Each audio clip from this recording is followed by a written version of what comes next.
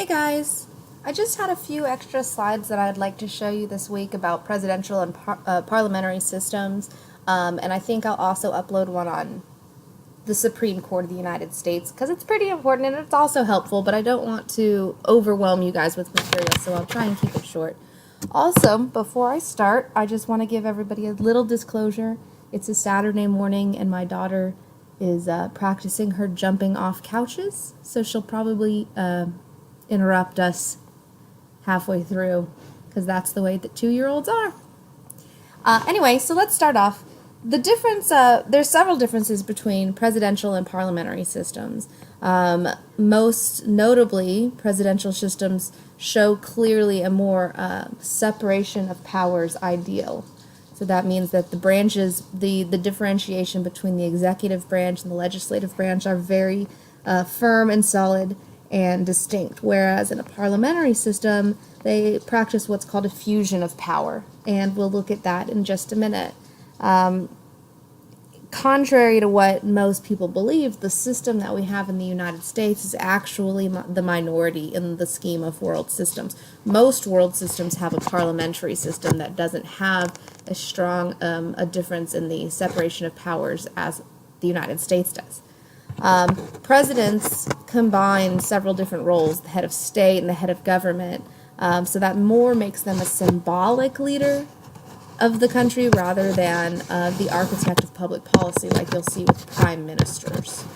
This is a picture of Barack Obama. I'm sure you guys knew that, but in case you didn't. So, for the most part, presidential systems are also directly elected by the people, with the exception of the United States, because we have the Electoral College, which I'm sure you're familiar with as being the system of indirectly electing the president and the vice president, in which each state is guaranteed a certain amount of electors based on the number of representation they have in Congress, 2 senators plus the number of representatives they have in the House. Each go and vote as the state has asked them to. They use the number of electors. The electors gather the second Wednesday in December to vote based on how the state apportioned their electoral votes. And in that way, we elect the president indirectly. In general, not speaking for the United States because we have the Electoral College, presidents have a lot more power. They're not responsible to the legislator for their power in terms of their office, and as a result, they're difficult to remove from office. And even in the United States, you can impeach a president, but they still have to go through the separate power of removal from, separate process of removal from office before they will be formally removed. So that's 2 separate phases. So they have a lot more power. In particular, the United States president's power lies mostly with foreign relations. The president has an overwhelming amount of power regarding how they interact with other nations. And generally, if they choose to, a lot of what they do doesn't necessarily need to be approved by Congress. Like public policy or lawmaking has to go through Congress and then the president. The power of foreign relations and diplomacy tends to be unilaterally the power of the president. In parliamentary systems, the head of state is going to be extremely weak. This is going to be the Queen of England right here. She's largely a symbolic office, and she's very distinct from the head of government, Theresa May here. Citizens don't actually vote for the head of government or the chief of government. The chief of government is elected by a member of the parliament and is the head of the party and holds the majority.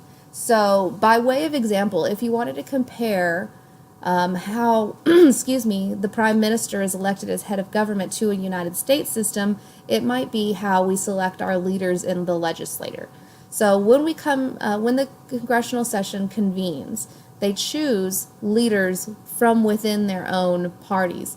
So, for instance, the Speaker of the House is going to be chosen by the members of Congress, and in no way do we have any direct influence on that. That's chosen through the members of Congress after we, the people, have elected them to that position. And the same thing is going to be for Parliament.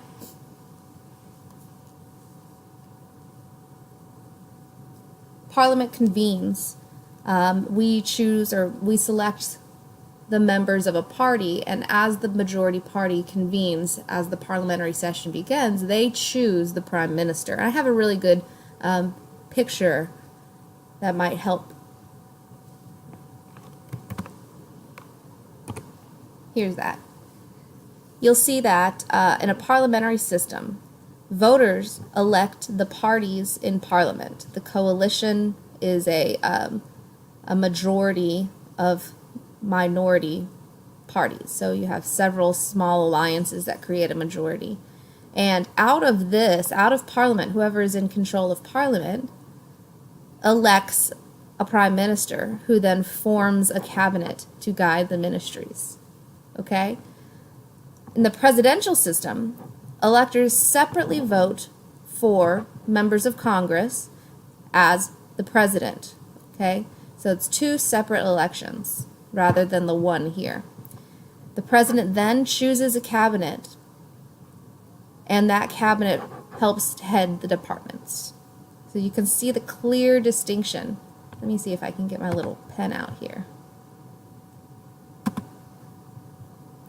We have only one election here, and that election leads to the formation of Parliament. Okay? Then Parliament in and of itself, without the influence of the citizenry or the electorate, chooses the prime minister who then creates a cabinet. Whereas the presidential system is distinct in that it's two separate elections. We elect Congress, or what they refer to as Parliament, and we also elect the president who then chooses a cabinet to lead the departments. So that's one, and that's two. That's pretty good for using my mouse. And this is, again, showing the direct relationship between the presidential system and separation of powers. You can see that these are two separate elections, where we have a fusion of powers as a parliamentary system. As the head of government, the prime minister, is directly related to Parliament. I hope that helped clear things up. Again, the American system really champions the idea of separation of powers into three separate and distinct branches of government, and each of those works against each other to struggle for power, because we believed in the idea that once you accumulate more power, you kind of become insatiable and continue to accumulate that power based on human nature.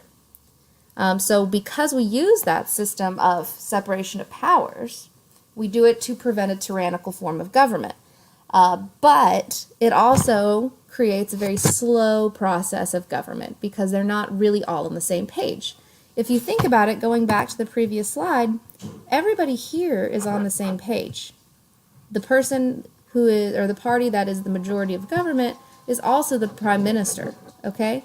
Here we can have a parliament or a Congress that's majority Republican and a president that's Democrat or vice versa, and it might make things kind of stall. Whereas here, anything that goes on in Parliament tends to already be in favor of Prime Minister because the Prime Minister is in part of that majority in Parliament. I hope that didn't confuse anybody just now. A lot of people think that this deadlock that exists in the United States formation of public policy or lawmaking process is common amongst presidential systems, because right now the way that the system works in the United States is that parties compete with each other to win control of government, the different branches of government at different times, with no direct responsibility to each other. But in a parliamentary system, as I just showed based on this picture, they're all part of the same government as it is now.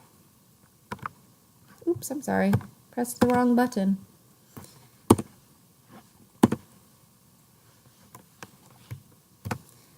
So this slide kind of just articulates what I just said in a more verbal way. The European systems are championed mostly by the principle of fusion of powers. It's hard to distinguish between the legislative branch and the executive matters because the executive branch forms necessarily from the legislative branch. The prime ministers, again, are elected from Parliament. The majority party in Parliament elects the prime minister. Before they can come before they become chief of government. Once their party is in the majority, they become the head of government, so to speak. And that cabinet that they form constitutes the needs of the government and is made up of other members of parliament. In that way, they're able to work together.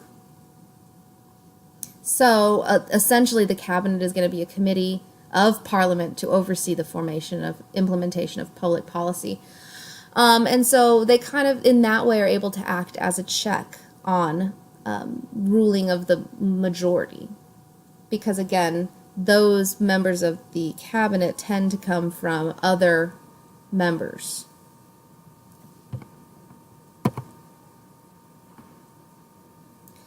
Now, that leads to the question of how do they keep power from becoming tyrannical?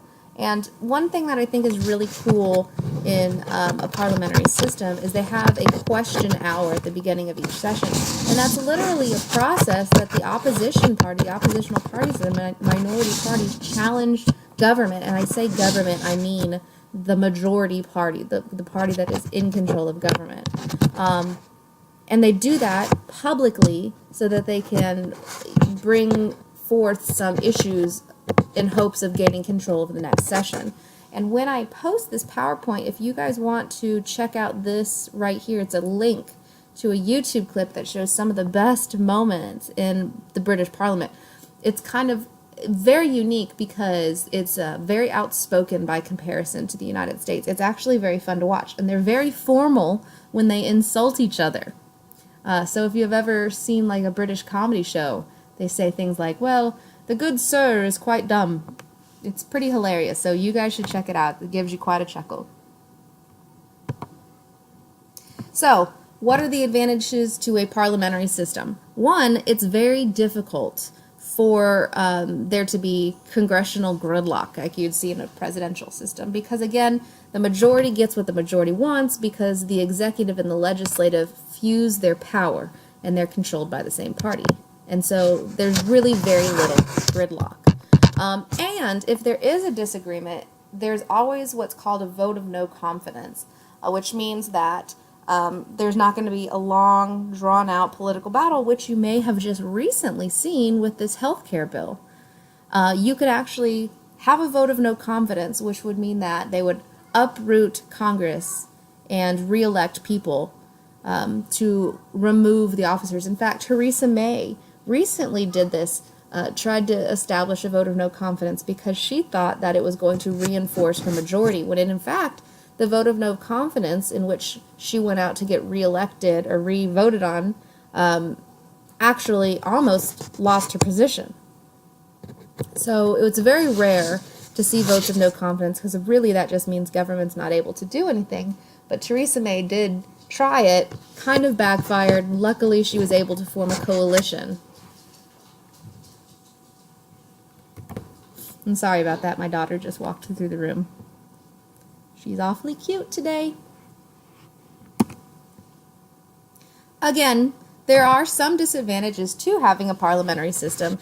I know a lot of advantages people have already discussed when we did the political parties lecture last week, and that more people feel represented because there are minority parties working in government, unlike the United States system of first past the post, in which it's very difficult for a smaller party to get in. My daughter's back in the room. Madison, you want to come say hi? Come on. Come on over. You want to say hi to the computer? Uh-huh. Say hi. Use your words. No, she got shy. You say hi to the computer? No? You tell him you feed your fish? You did not feed your fish? Uh-huh. Or do you think they're hungry? Uh-huh. Yeah.